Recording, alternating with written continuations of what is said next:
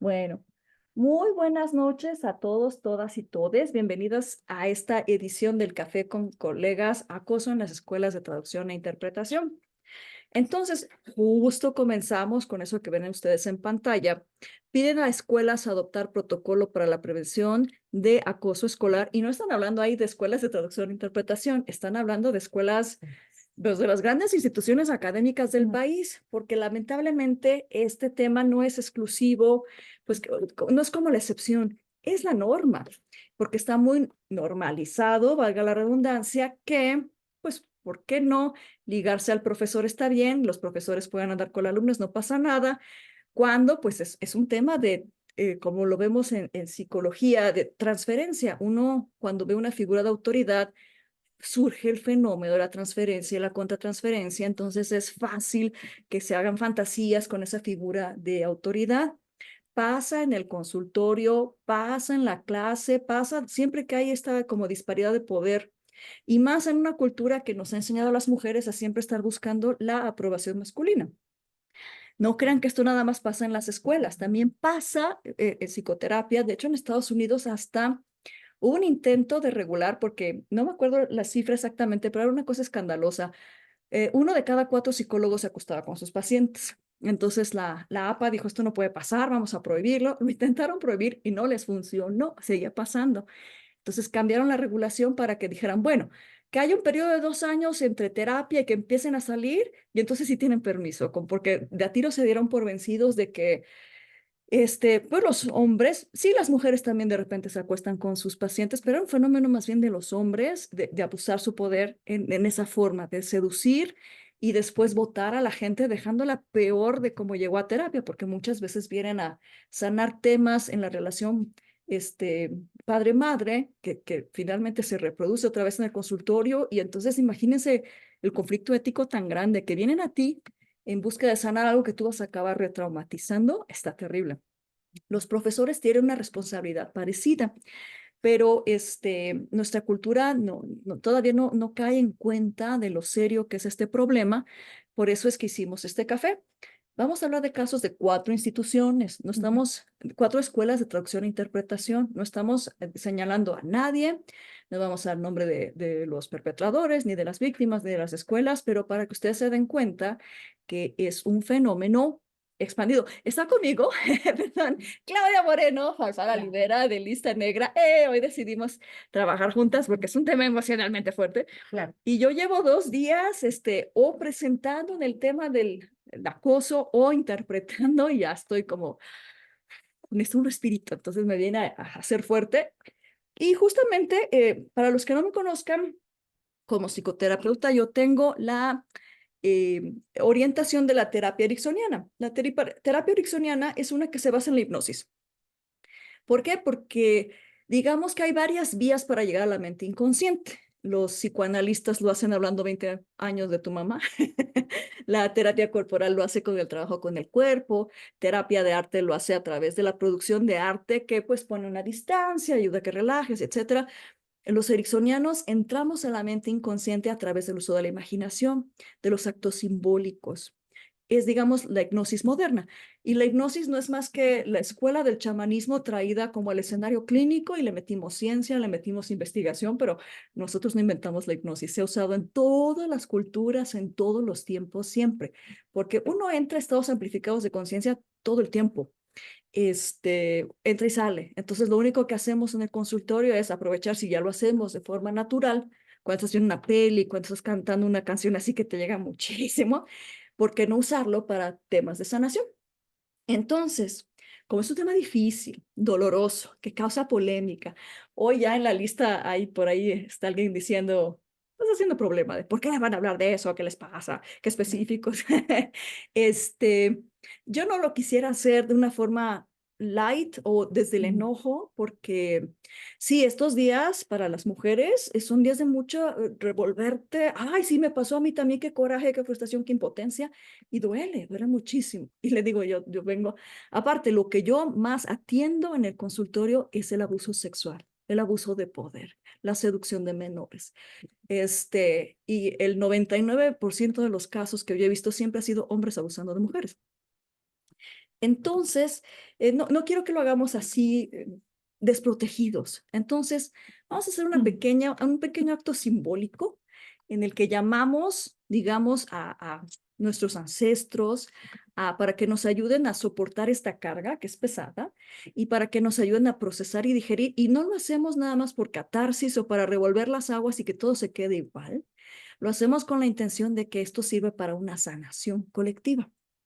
Entonces, si me lo permiten, y honrando nuestras raíces indígenas, las de mi tierra, de mi mamá, pues Claudia también es gente de Oaxaca y no te ves. Acércate, acércate. Vamos a hacer un pequeño ejercicio como lo hacían ellos a la usanza, ¿no?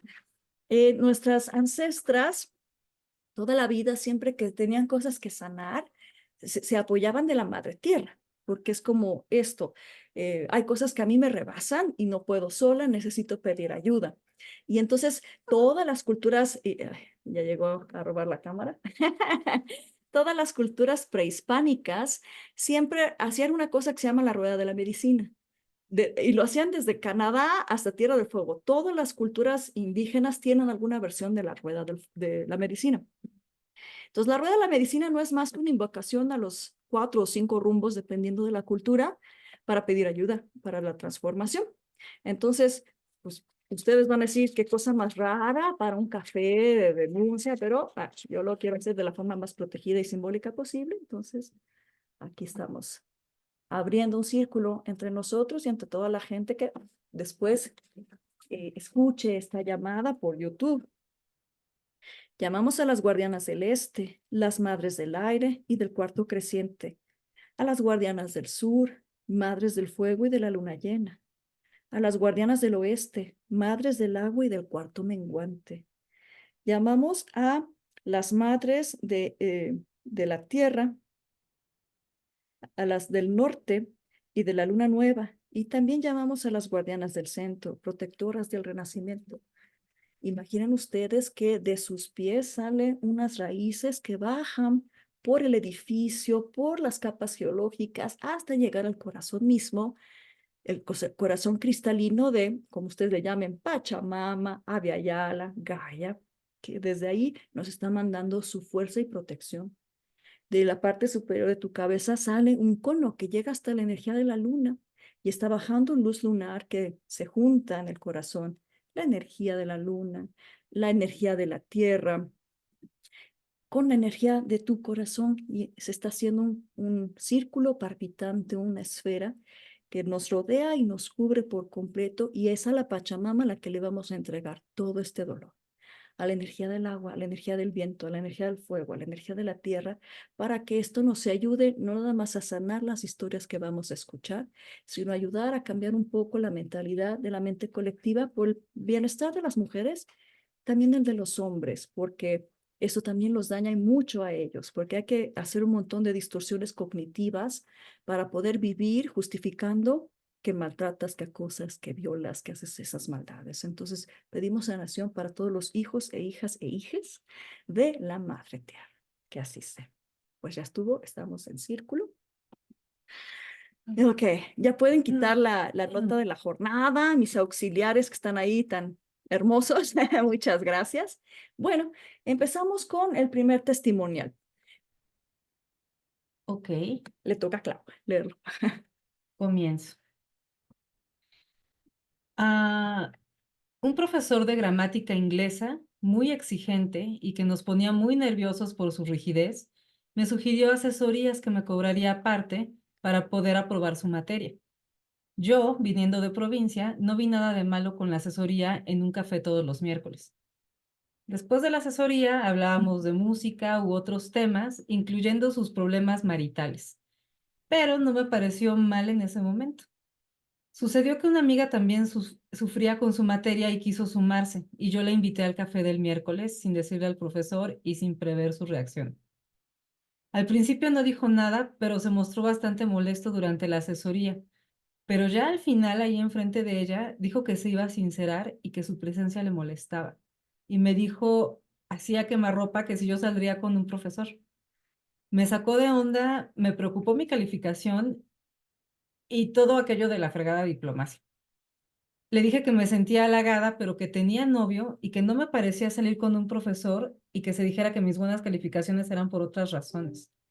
No me reprobó, pero la actitud durante la clase se enrareció bastante. Hubo una ocasión en la que me miraba de una forma tan lasciva que hasta las compañeras de clase lo confrontaron y le pusieron un alto. Años después nos enteramos que este profesor durante una fiesta drogó y abusó de un alumno. Y fue entonces cuando por fin la escuela lo despidió. Me pregunto si eso se hubiera podido prevenir si yo hubiera hablado con anterioridad. Y por eso escribo esto. Espero que esta descripción abra los ojos de las más jóvenes para que estén alerta. Entregamos este testimonio y este dolor a la energía cósmica del agua para que logre una sanación. Van a ver que en los testimonios hay como un tema recurrente. De repente hasta yo tuve que investigar, no será el mismo cuate, porque están haciendo todos lo mismo y no, todas eran personas diferentes, pero pues siguiendo los mandatos patriarcales. Entonces, El voy, patrón de abuso de poder es el mismo. es el mismo en todas partes. Vamos con el siguiente testimonio. Un profesor de gramática inglesa, no es cierto, ese ya lo leímos. Perdón, estoy en el mismo documento que tú. Ajá. ¿Dónde quedó? Acá está. A ver, aquí está. Le pusieron de nombre el Narciso de la cabina. De esta historia tiene poco más de 15 años, cuando iba en la universidad. Teníamos a un profesor de interpretación que era la cosa más narcisista del mundo. Desde el día uno, la clase giraba en torno a hablar de sus credenciales, de todo lo que él sabía y de la poquita cosa que éramos todos en comparación con él. El tipo no era feo y pese a su espanto de actitud y a su didáctica de 3 pesos, de verdad no sé cómo contrataron a alguien así. Resulta que tenía su séquito de fans, les digo el tema de la transferencia y contratransferencia, que pues es una de las cosas que los habilita. Pues bien, resulta que este tipete ególatra un día empezó a mostrar deferencia por mí, pero de la peor manera. Me felicitaba por mi trabajo en cabina, pero me comparaba con mis compañeras y las hacía sentir pésimo. Obviamente comenzó a ser notorio y el ambiente se tornó muy incómodo para mí, tanto así que una de sus fans fue a amenazarme para que lo dejara en paz. Ahora bien, podrán decir, ¿y dónde está el acoso? A ti el profesor no te hizo nada. Pues bien, después del berrinche de su fan, un buen amigo mío habló con él para que parara el drama y el profesor no hizo nada. Por el contrario, para picar más los celos de sus fans, el viejo decidió duplicar sus esfuerzos por hacer comparaciones ya directamente entre esta persona y yo ahí en el salón, solo para satisfacer su ego, valiéndole mi integridad. Porque eso sí, el profesor sabía perfecto de su séquito de fans y nunca hizo nada por marcarles un alto ni por darse su lugar como docente. Muy cómodo. Nadie podía comprometerlo, pero por meter cizaña, dar alas y sembrar inseguridades, nadie iba a castigarlo. Lavarte las manos por tus acciones sin pensar en las consecuencias también es violencia. Entonces, entregamos este testimonio y el dolor a la energía cósmica del agua para que también encuentre sanación. Imagínense qué situación más difícil, ¿no? En donde si de por sí nuestra cultura del individualismo y la competencia, y luego aprovechando a él para sentirse más de eso, ¿Y en qué situación tan difícil puso a una alumna, no? Qué violento, qué manera de violentarlo. En fin, aquí hay otro caso. Escribo esto por mí y a nombre de muchas de mis compañeras que aún no se sienten listas para alzar la voz. Soy alumna de interpretación y traducción en una universidad privada. Es una escuela pequeña y nos conocemos entre todos. Cuando pasé a mi cuarto cuatrimestre de la carrera en mayo del 2023, mi salón daba de frente a otro grupo de mi misma licenciatura. Noté que el maestro de inglés me veía mucho, pero pensé que lo hacía por casualidad. Unas semanas después, comencé a notar que durante mis horas libres, él se paseaba frente a mí, me veía o se sentaba en la mesa de enfrente, frente a mí. Nunca me habló, solo me veía. Para mi sorpresa, cuando pasé al quinto cuatrimestre, en septiembre del 23, este maestro me daba la materia de gramática comparativa. Me había ausentado 2 semanas y para justificar mis inasistencias tenía que hablar con él y así comenzó. Con el pretexto de hablar de música, me escribía por Instagram. Todo normal, pensé. Pero comenzó a hacerme comentarios que me hacían preguntarme si estaba siendo muy amable o estaba buscando algo más que una relación académica. El primer comentario que me dijo fue, eres mi bonita, eres muy bonita. Y de ahí en adelante me llamaba así en lugar de referirse a mí por mi nombre. Después, durante el examen parcial, me quitó el examen y me dijo, ¿ya acabaste, mi bonita? Perfecto, no esperaba menos de ti que perfección. Tú podrías aventarme el examen en la cara, escupirme y decirme, aquí está su porquería, y yo no me enojaría contigo porque eres el ser más hermoso del universo. Yo no sabía si había escuchado bien, volteé a ver a mis compañeros en espera de que alguien más hubiera escuchado algo, pero no parecía ser así. ¿Cómo podía la persona que se supone que tiene la labor de prepararme académicamente decirme algo así? Después de eso me invitó a salir. ¿A qué hora sales? Vamos por tacos. Recuerdo que ese día me escondí para no tener que verlo. Me escribió preguntándome dónde estaba y cuando no le respondí me dijo, estás enojada conmigo porque no estás a mi lado. No me gusta que te enojes conmigo, yo solo vengo a verte a ti. Tú eres mi favorita, eres la única razón por la que voy a dar clases a tu grupo. Nadie más me importa, solo tú. Para este punto yo ya me sentía incómoda y hablé de la situación con otro profesor, quien me comentó que a ese maestro lo llamaban el todas mías, porque en efecto tenía una favorita en cada grupo.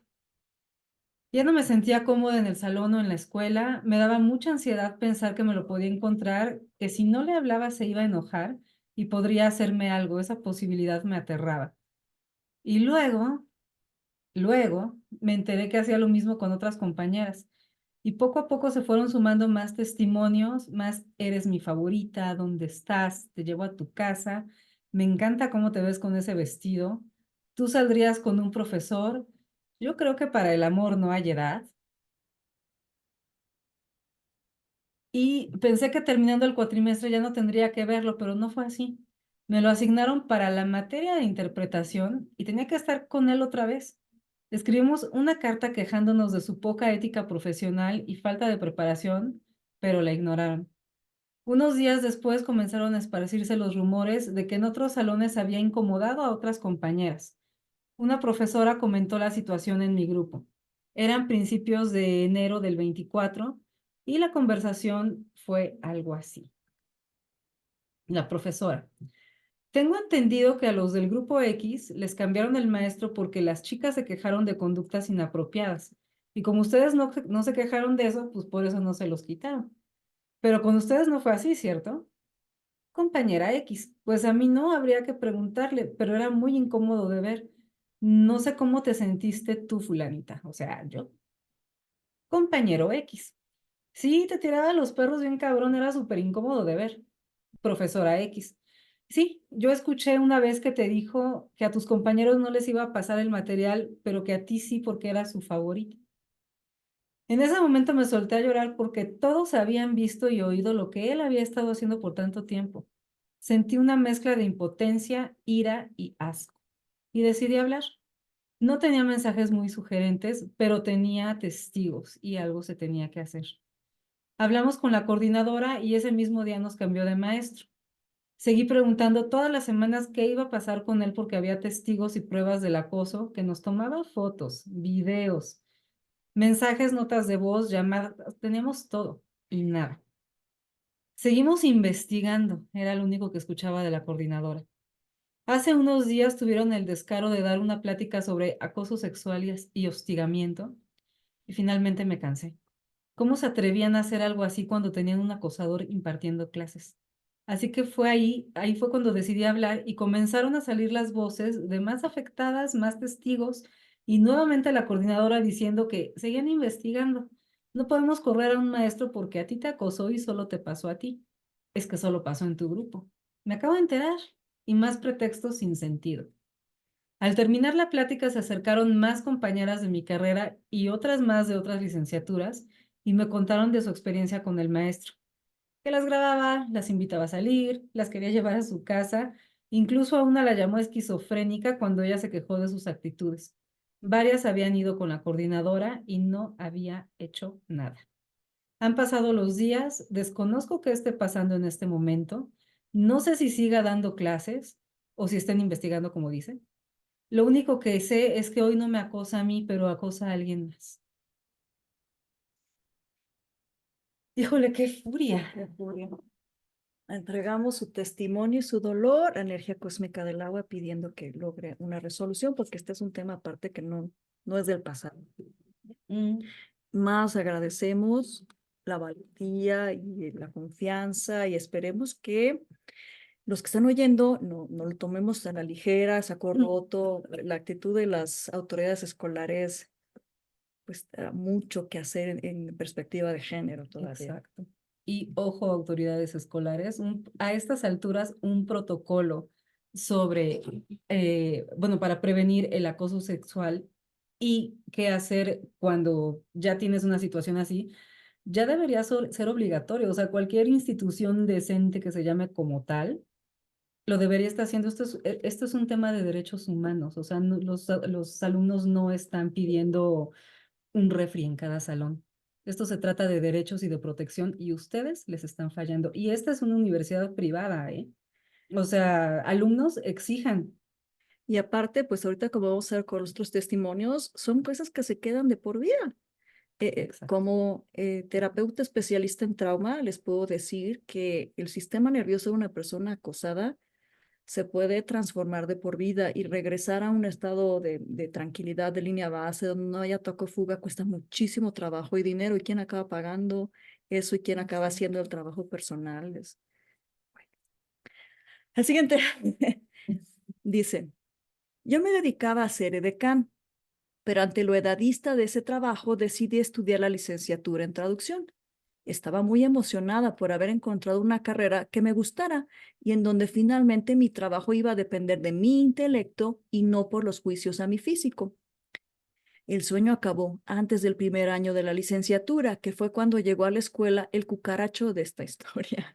Resulta que contrataron a un profesor nuevo para la materia de francés. Este profesor era muy joven y tenía lo que se llamaba un buen trato con las alumnas. Este trabajo en realidad era su side job, ya que él era dentista de profesión. De hecho, su consultorio estaba a pocas cuadras de la escuela, pero aplicó la vieja confiable de, pero es que me eduqué en otro país, que en su caso, ya me perdí para andarle moviendo, Mm. em, Aquí, que en su caso. que en su caso era la parte francófona de Canadá. Desde el principio noté que no le era indiferente al profesor. Llegaba antes, ya lo habíamos oído antes, ¿verdad? Claro. Llegaba antes para platicar conmigo en el salón y cuando acababa la clase siempre se acercaba a preguntar mis dudas. Debo aceptar que a mí también me gustaba su atención. Me halagaba ya que yo no era la única alumna en la escuela a la que le parecía atractivo. Para no hacer el cuento largo, entablé una relación amorosa con el profesor y al poco tiempo ya lo acompañaba a su consultorio después de clases. Comíamos juntos y hasta me quedaba a dormir en su casa. Mis amigos de la universidad se dieron cuenta y hablaron conmigo, pero cuando el cucaracho se enteró, su táctica fue empezar a separarme de ellos. Al principio éramos discretos, pero conforme fue pasando el tiempo, más gente empezó a notarlo y ahí vino el otro dilema. La escuela habló con él, con nosotros, y adivinen a quién amenazaron con correr si no terminábamos. A mí. Sí, típica escuela con autoridades machitas. Al profesor no le iban a hacer nada porque él es el maestro y es autoridad, pero yo no era nadie y pues eliminan a la Harlot.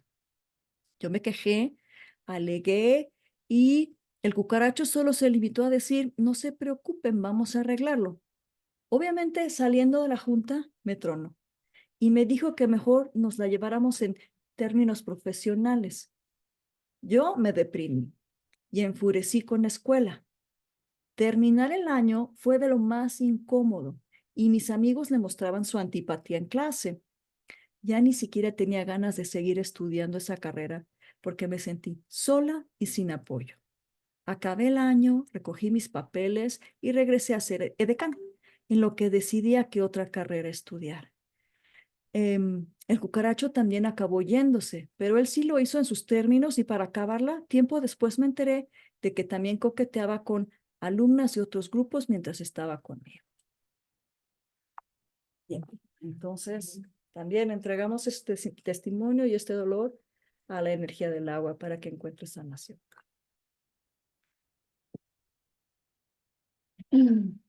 Dios. Voy a pedir una pequeña pausa, es que me está hablando mi hija por teléfono. ¿Puedes ver qué quiere mi hija? Sí, por favor. Es que está en la marcha, ¿verdad? Entonces, sí, sal, por favor, para que preguntes qué está pasando con ella. Ya saben, ahora no nada más marcho por las cosas que me pasó a mí, sino porque lamentablemente, pues, todas las generaciones tienen que lidiar con este tema, ¿no? Entonces, sí, sí es difícil. Ok, ¿Vas al segundo? Tercero. este ya es el El tercero. tercero. Entonces, si quieres, mejor yo me echo el último Ok, que tengo acá para que dejemos el tuyo al cerramos final, con esto. porque ese es, digamos, el más serio de Mm. todos. Va, dice así. Cuando se dio el caso de acoso, yo ya no estaba en la universidad, pero al profesor en cuestión lo conocí ahí. Fue quien nos dio seminario de tesis y a quien yo había elegido de asesor de tesis por la naturaleza de mi tema. Las clases terminaron y yo seguí con, pues, la tesis hasta que un día el profesor me dijo que ya no trabajaba ahí. Obviamente me saqué de onda, porque de los demás profesores ninguno estaba en capacidad de ayudarme con mi tesis, dicho por ellos mismos, y a mí me dejaba a la deriva con mi titulación. Total que me quedé de ver con el mentado profesor en un VIPS cercano a la universidad y me platicó que su separación se había dado porque en el diario de la escuela que él dirigía hubo una fuerte crítica a rectoría y los habían baneado. La vicerrectora lo llamó a junta para reprenderlo y lo corrió. Eso sí, el señor era muy izquierdoso y aliade, pero bien dicen, nada peor que un machito de derecha que uno de izquierda. Total, terminó su explicación y el viejo comienza a terapiarme de que si yo era muy lista, que si había destacado en clase, que brincos diera otra compañera por estar en mi lugar tomando un café en un Vips con él, etcétera. Y remató con un, yo sé que tú tienes pareja, yo también, no te ofrezco nada, pero si aceptas tener una relación conmigo, vamos a divertirnos un chingo. Me quedé pasmada. Le dije que luego le escribía para ver lo de la tesis, cosa que no tenía sentido, pero fue lo único que atiné a decir. Tomé mi taxi a casa y jamás le escribí. Años después lo encontré en Facebook y todavía lo tuve de contacto a distancia hasta que el feminismo entró a mi vida y vi al viejo como lo que era, un abusador rabo verde. Lo bloqueé y les conté a mis amigas de la universidad lo que había pasado. Sorpresa, sorpresa. Una de ellas me comentó que otra chica de su salón le había contado algo similar con él cuando todavía estábamos en la escuela, pero que su grupo decidió no creerle. Sirva esto para también analizar nuestras violencias y después no andar preguntando, pero ¿por qué no lo dijo antes? Llegamos el testimonio y su dolor a la energía cósmica del agua pidiendo su sanación. Nuevamente, pues el tema, ¿no? Nadie le cree a la víctima, todos minimizando su problema, diciendo es que así ha sido siempre. Y sí, evidentemente, cuando entre mujeres hablamos de ese tema, está un poco la tentación de como nos ha pasado a todas y cada quien tiene herramientas de afrontación diferentes, pues que nos hagamos las valientes y las fuertes y no pasa nada. Pero el tema de trauma es que no a todo el mundo le pega igual lo mismo porque depende de tu historia de vida. Si en tu historia de vida, antecedentes familiares, ya hay ciertas predisposiciones a trastornos, si te tocó la mala ruleta rusa de abusos tempranos, etcétera, pues estás mucho más expuesto a otras personas que tal vez tengan más resiliencia porque estuvieron más protegidas. Su sistema nervioso tuvo más tiempo de desarrollar una cierta capacidad de resistencia. Entonces, el no juzgar a las víctimas es muy importante porque puede que para una persona un evento traumático sea un evento de, pues, no pasó nada, es más, aprendí a ser más listo. para otras personas puede ser devastador porque todo depende de la situación personal de cada quien. No es una cosa echarle ganas o tener una actitud, depende mucho de pues cómo venimos ya con nuestra historia y aparte. Hay una cosa que se llama epigenética, es decir, que se estudia qué pasa con el trauma de los ancestros. Han hecho estudios en laboratorio de ratas en donde las electrocutan y les ponen un ruidito, ¿no? A la primera generación. 7 generaciones abajo ya no las electrocutan, pero le siguen poniendo el ruidito y siguen teniendo la misma respuesta desregulada que habla de un síndrome de estrés postraumático o trauma crónico. Es decir, el trauma se hereda a través del ADN en la sangre a las siguientes generaciones. Entonces, estas personas que no ven maldad en el daño que están haciendo a los demás, consideren que no nada más están dañando a la persona que tienen enfrente, posiblemente dañen las 7 generaciones a futuro. Entonces, tomémoslo en serio. Este es un Exacto. tema muy, muy, muy delicado, vaya. Y con esto, pues pasamos al último testimonio, es un poco más largo Es un poco más largo. y Sí, más difícil de digerir. Así así que es. trigger warning. Salir, respirar el aire fresco, oler el petricor y sentir el sol saliente sobre tu piel es toda una experiencia que nunca había valorado, como tampoco lo era encender la luz de mi departamento o abrir la ventana y las cortinas. Durante mucho tiempo dejé de hacer todo eso por el acoso y hasta me mudé y solicité ayuda en mi trabajo, puesto que mi cubículo estaba en el primer piso, junto al jardín, frente a la entrada y muy expuesto, ya que las paredes eran de cristal. Amaba mi cubículo, era el más grande y cómodo de todos. Todo comenzó con que el profesor me pidió un favor. Accedí y ahí hubo algunos focos rojos, como que él casi no hablaba de él, sino que se limitaba a evadir preguntas mías y centraba su esmero y atención en hacerme hablar. En algún punto en la conversación me dijo, eres una niña muy brillante y madura. Siempre me lo has parecido. El caso es que luego de dirigirme semejante elogio, que era grooming disfrazado, el grooming es una manipulación consistente en ganarse la amistad de un menor de edad mediante engaños, por lo general en Internet para obtener satisfacción sexual. Pero bueno, eh, después de dirigirme semejante elogio, me soltó la cubetada de agua fría diciéndome que quería invitarme a salir en términos románticos. Yo le dije que tenía una relación seria de noviazgo de varios años, que no me parecía correcto salir y que no me interesaba salir con él. Días después me mandó mensajes de WhatsApp pidiéndome disculpas y diciéndome que aceptaba mi oferta de amistad y camaradería. Quedamos así. Me insistió en un par de salidas en plan de amigos hasta que volvió a pedirme una salida romántica. Me negué y él insistió. Inclusive dijo que estaba dispuesto a ser mi amante. Me reí de la sugerencia y le dije que no. Me besó sin que yo le diera mi consentimiento. Me molesté mucho y le dije que esto no podía seguir sucediendo y que no quería nada con él. Regresé a mi casa, pero supongo que él me siguió. Los días posteriores volvió a disculparse por mensajes y se limitó a mandar mensajes amistosos. Parecía ser sinceramente una buena persona, bien intencionada, y estaba haciendo grooming y un discreto bombardeo de amor al más puro estilo narcisista, cosa que veo ahora, pero juro que antes no me di cuenta, en parte porque yo ni siquiera sabía que existía el narcisismo. Comenzó a insistir en vernos seguido, comenzó a mandarme mensajes continuamente, comenzó a querer controlar incluso lo que yo pensaba y sentía. Por ejemplo, me llamaba por celular estando yo en mi trabajo y me preguntaba cómo estaba, a lo que yo le decía que pues estaba contenta porque mi día iba bien y él me cuestionaba eso. Yo tenía que justificarle mi sentimiento y era casi como si le molestara.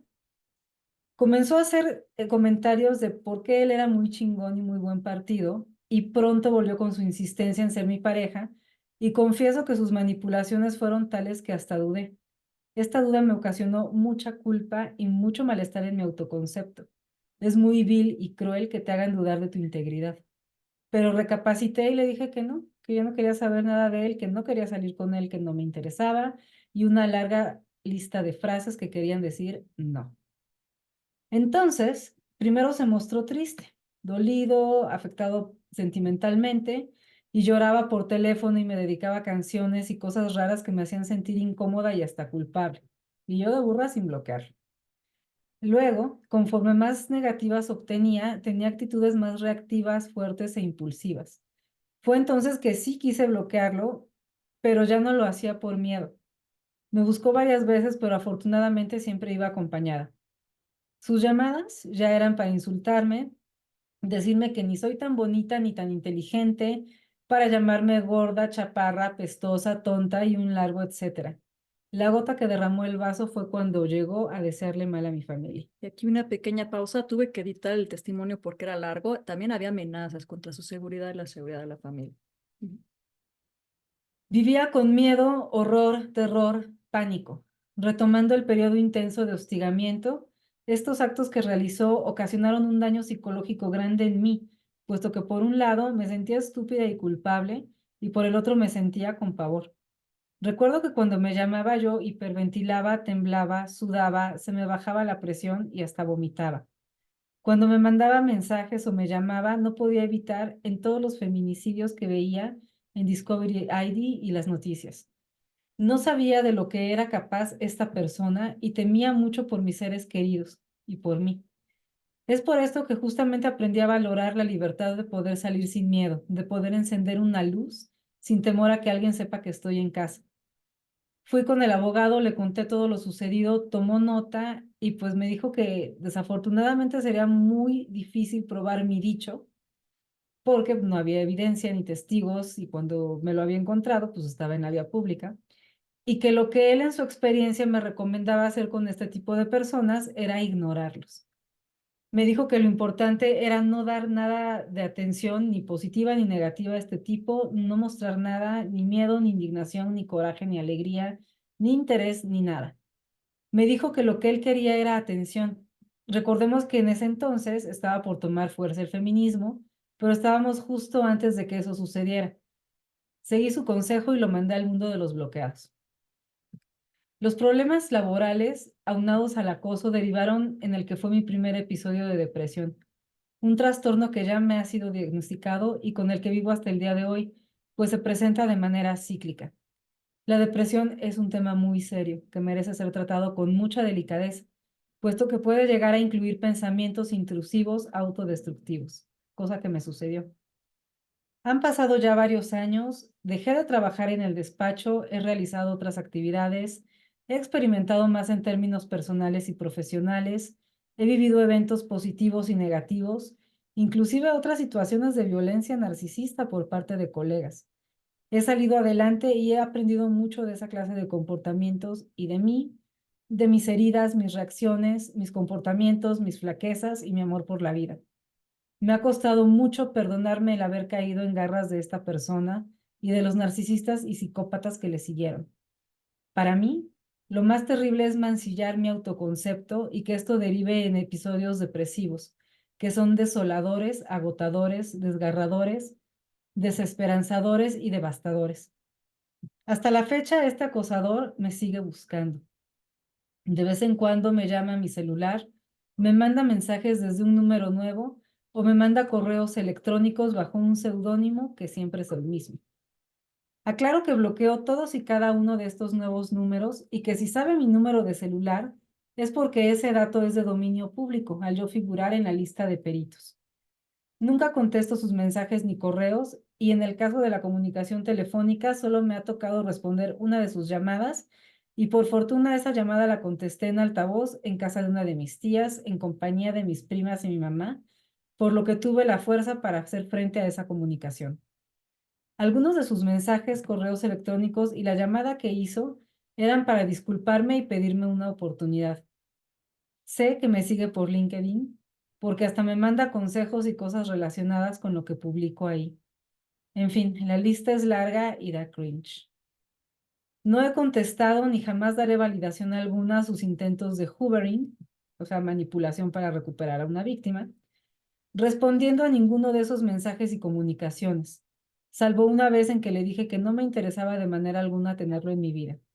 En el caso de la llamada contesté porque no sabía si se trataba de algún cliente nuevo, pero mi reacción instintiva al escucharlo fue darle el mismo trato que le doy a los vendedores de tarjetas de crédito que me llaman para ofrecerme sus productos y declinar su oferta con fuerza, claridad y sin explicaciones. En alguna ocasión llegó a mandarme mensaje por Messenger de Facebook. Tampoco le contesté y lo bloqueé. De vez en cuando me escribe por WhatsApp o correo electrónico haciéndose pasar por un cliente. Prefiero perder un posible cliente a correr el riesgo de entablar comunicación con él. Hoy en día no entrego ninguna traducción en persona y todo lo manejo vía correo electrónico con documentos firmados electrónicamente o con entrega vía correo certificado para evitar correr el riesgo de topármelo en caso de que logre hacerse pasar por un cliente mío. He compartido mi testimonio o partes del mismo en redes sociales, sobre todo cuando me escribe o intenta contactarme. Pero ha sido doloroso ver que se me exige denunciarlo y tomar medidas legales. Me lastima que se me exija o se espere tanto de mí como víctima, sobre todo cuando intenté hacer algo y ya no pude. Perdón, cuando intenté hacer algo ya y no pude. Las víctimas tenemos que ser perfectas. Quizás tengan razón y es posible que se pueda hacer algo hoy en día, pero no tengo fuerzas ni ganas para hacer nada. Me desgasta mucho este tema y la realidad es que tendría que nadar contracorriente yo sola, porque todo el mundo opina, pero a la hora de tomar medidas y dar cara o acuerpar me dejan sola. La boluda que se tiene que aventar los insomnios y los problemas emocionales y psicológicos y la carga emocional, mental y económica que significa actuar en contra de esta persona, soy yo y no quiero. He dejado ya de publicar al respecto porque lo que ha sucedido desde que alzo la voz al respecto es que la gente se aleja de mí, es muy notorio. Creo que es muy importante que de esta experiencia se aprendan algunas cosas. Primero, las universidades e instituciones educativas en general tienen la responsabilidad de velar por la seguridad de sus alumnas, alumnos, alumnes, exalumnas, exalumnos y exalumnes, sean o no mayores de edad. El claustro docente siempre se encontrará en una posición de ventaja, en experiencia de vida, conocimientos, experiencia profesional, superioridad jerárquica e inclusive en una posición en la que es admirado y respetado, y por ende el alumnado se encuentra en desventaja y vulnerabilidad. Deben existir políticas y medidas para que estas situaciones se prevengan y se eviten y se sancionen. Deben existir mecanismos y organismos de apoyo para las víctimas dentro de las escuelas. Si se permite que el alumnado y el claustro académico tengan comunicación por vías no institucionales, no monitoreadas, como cualquier aplicación de mensajería, teléfono particular, aplicación de aula, etc., para mí hay un riesgo grave de que esto suceda. Las diferencias de edad sí cuentan en cuestiones de relaciones personales y profesionales, en cuestiones de sociedades, colegios, asociaciones y simples amistades, y esto no solo aplica a menores de edad. Necesitamos más empatía con las víctimas. Hay mucha exigencia para las víctimas y se pone toda la carga sobre ellas para actuar, cuando son estas las que tienen que sobreponerse al daño psicológico y encima llevar el peso de realizar toda clase de diligencias con abogados a su costa y cargo bajo el escrutinio social.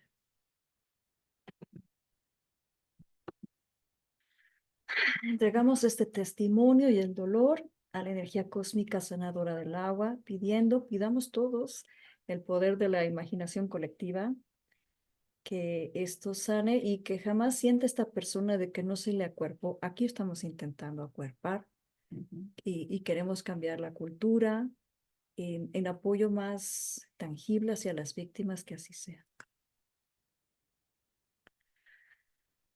Comentarios. Dios mío, eso es una situación, ¿sabes qué es lo terrible? Que es una situación tan normalizada y que veo que las escuelas están realmente, ya no es que estén ignorantes al respecto, sino que pareciera que no les importa de tan normalizado que es. O sea, de todos estos casos que acabamos de leer, número uno, yo me pregunto, ¿cómo eligen a su profesorado? O sea, el dude dentista de sí, pero ya es que yo estudié en no sé dónde que se habla francés y por eso lo contratas en una escuela donde vas a tener intérpretes y traductores. O sea, número uno, ¿de dónde sacas a tu personal? ¿Cuáles son tus filtros? Y sobre todo, si ya estás viendo que estas situaciones son repetitivas, porque en algunos comentan, en algunos testimonios comentan que a las autoridades se les notificó y no hicieron nada, es ¿por qué no están haciendo nada? O culpabilizaron a la O víctima. culpabilizaron a la víctima y a ti te he hecho, hija, porque tú eres la de la letra escarlata aquí, ¿no? O sea, todos tenemos que entender que pública o privada, nosotros estamos confiándoles a las escuelas nuestra preparación y nuestra integridad mientras estamos adentro de su institución y son responsables y se tienen que hacer responsables y no hay más. Entonces, público-privada, ustedes alumnos, alumnas, alumnes, tienen todo el derecho del mundo de exigirles a las escuelas. ¿Sabes qué? ¿En dónde están tus protocolos? ¿En dónde están tus respuestas? Y si las escuelas deciden hacer caso omiso, bueno, estos casos ya se persiguen por la vía judicial. A ver, escuela, ya te di 3 semanas y te estás haciendo güey. Bueno, entonces viene una demanda sencilla o colectiva o al menos un buen susto con un abogado y vamos a ver de a cómo nos toca, porque esto es un delito y la escuela al no hacer nada está encubriendo delincuentes y eso también tiene un costo judicial. Pues uno va a la escuela para hacerse una carrera para la vida, en un trauma de por vida. Claro. Entonces, hacemos un llamado a las escuelas, las autoridades, los y las colegas, los hombres, a que sensibilicen las creencias con las que crecieron, que nos parecen hasta chistosas o chuscas o buenas anécdotas. En la mañana venía yo oyendo una canción con mi hija, ¿no? La de El verano se terminó, ¿no? Ese. Cuéntanos si te pudiste mandar. ¡Ah! En el 8 de marzo yo oír eso. Dios, esa era la música que yo cantaba de chiquita. Sí, está muy chido que se manden. No, las consecuencias ya vimos son profundas, duraderas, y es una deuda histórica que tenemos hacia las mujeres y las víctimas de no retraumatizar, de no criminalizar, de no exigir la carga de la aprobación en ellas cuando pues están muy desreguladas, ¿no? Es un daño profundo al sistema nervioso, su filtro para el ver el mundo se vuelve siempre uno de peligro y así se acaban los recursos del cuerpo, porque si todo el tiempo estás en alerta, no tienes energía para reponerte, para disfrutar la vida, para hacer otras cosas. Entonces, es un llamado, una apelación colectiva a que cambiemos la actitud que tenemos hasta este tema, lo tratemos con más respeto, con más delicadeza. Y que también, bueno, seamos responsables y pensemos 2 veces las cosas antes de hacerlas. Por ejemplo, lo primero que a mí me llama la atención aquí es que me empecé a ser cercana al profesor. No, mija, tu profesor es tu profesor, no es tu amigo ni tu cuate chavorruco, no. Es tu maestro y tienes que poner un límite. Si él no lo pone, lo pones tú. Y también profesores, porque también hay profesores de, ay, pero es que ella se me acercó así de, sí, güey, y seguramente tú no tienes la capacidad para poner entonces el límite tú para no meterte en problemas, ¿no? Pareciera que, bueno, una es la que siempre sale perdiendo. Entonces, número uno, el maestro no es tu amigo. Número dos, ni tú tienes por qué tener ni el WhatsApp, ni el Instagram, ni lo que sea del maestro, ni el maestro el tuyo. O sea, su relación se limita adentro de la escuela, en el salón de clases, en la sala de profesores, afuera de la escuela, o sea, no tienes ni por qué voltearlo a ver ni saludarlo. Y también, o sea, hay una cosa que yo recuerdo cuando iba en la universidad, que a nosotros nos resultaba muy cotorra, pero ahora lo pienso y digo, es que esto está mal en todos sus aspectos. O sea, ¿qué tal el profe que se va a echarse la chelita con el alumno? Dices, no, a ver, espérame, mijo, ¿qué te pasa? Tú eres un profesor, o sea, no puedes, bajo ninguna circunstancia, te puedes ni ir a echar un café para alegar un trabajo con un alumno, ni mucho menos irte, pues sí, por una chelita como si estuvieras con gente de tu edad, ¿no? Bajo la misma situación de poder y con las mismas, ventajas sociales, ¿no? Y eso abre la puerta a un montón de situaciones incómodas, ¿no? Para alumnos y para maestros. Entonces, también es un llamado a ser un poco responsables de ambos lados y saber que los límites tienen que funcionar de ambos lados sí o sí y no es opcional. Y estar conscientes que esto es un fenómeno de transferencia y contratransferencia. Cuando hay una figura de autoridad, se reactivan tus necesidades de aprobaciones paternas y maternas. Entonces, chavas, si les gusta el profe, es la transferencia, ¿no? Y profesores, a mí me pasaba en psicoterapia, ¿no? Muchos pacientes me han querido seducir, pero yo sé que no es yo la flor, la mujer, es la figura del psicoterapeuta que está en una posición de autoridad que está disparando eso en ellos. Entonces, no, no, profesores no se crean que son tan especiales que por eso es que todas las chavitas de la clase quieren con ustedes. Es un fenómeno estudiado y que si ustedes actúan sobre su ego, pueden causar muchísimo daño y meterse ustedes en problemas también, Exacto. porque en algún momento la sociedad patriarcal puede dejar de protegerlos. Bueno, entonces para Así es. cerrar, tenemos hagamos nada más el cierre, ¿no? Del círculo.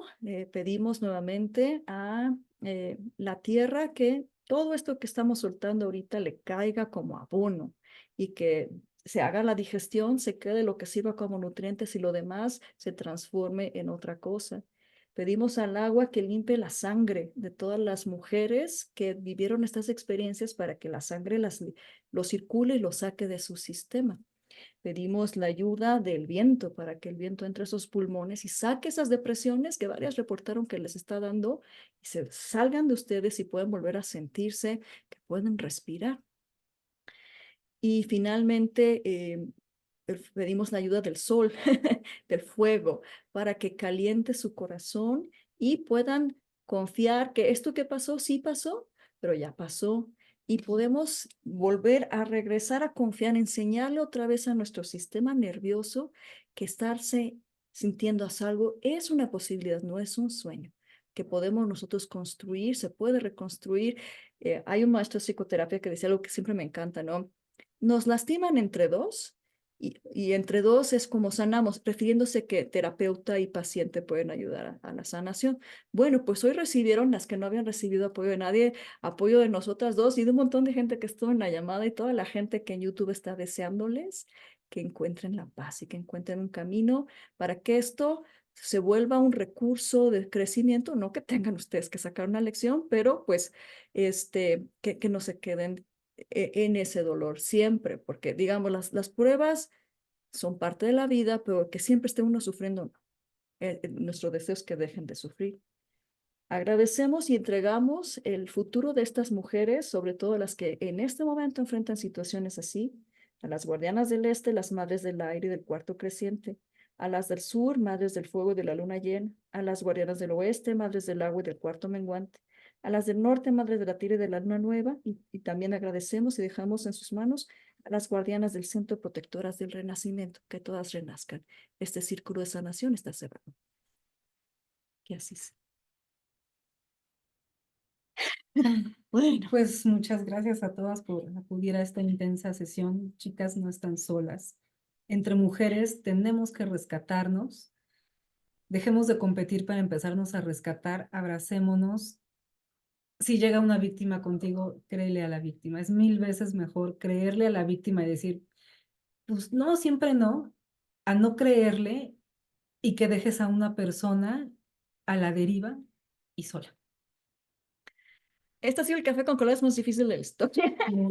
pero esperemos que también sea más productivo y que nos ayude a que cambiemos nuestra relación con el tema y que nuestras chiquitas, las futuras generaciones, vivan otras realidades muy distintas y las generaciones grandes puedan sanar y liberarse también, dejando el pasado como la serpiente con la piel atrás, dejando todo lo que fue atrás. Buenas noches. Bye. Hasta luego. Están agradeciendo en el chat. Gracias a ustedes por estar. Un beso muy grande. Seguimos en la lucha.